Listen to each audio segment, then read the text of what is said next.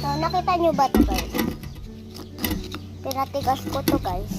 Pero kasi, sa sobrang init ng panahon, umano siya, natuyo, diba? Nag-dry.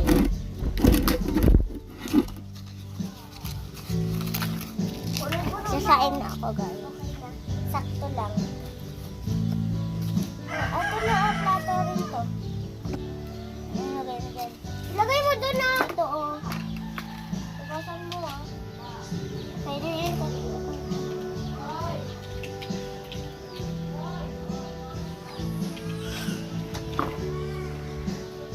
Asan na yung lalagyan? Luto na, guys. Tapos, ito yung kitchen. Luto, oh.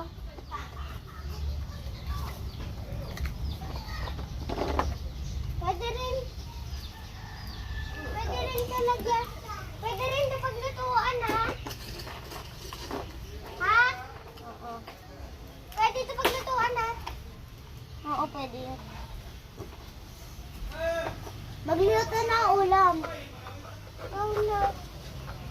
Ay, ako na pala. Sige, oh. Gusto ko ulam natin chicken, tapos rice. Oo. Yung rice, almusal. Sa umaga. Ito yung almusal. Okay na yan.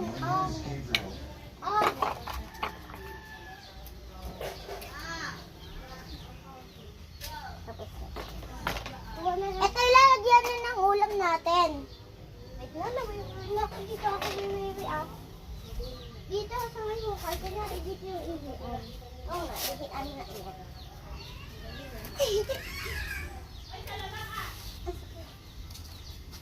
I need a map. Oh, yung ako. Dito ko na ilagay yung kanin. Ito yung kanin. Malaki yan eh. Guys. Mamaya na magluto ng ulam. Pag naluto na yung kanin. Luto na, te. Kanina pa. Ha? Luto na, te. Ang bilis naman. Ay, gago. Oh, gago ka. Ganyan. Magluluto na ako ulam. Ikaw na. Magsasandok na rin akong pagkain, ha? Oo. Pakita mo muna ako. Ha? Huwag na pala. Tapos na. Ay, palapit na matapos.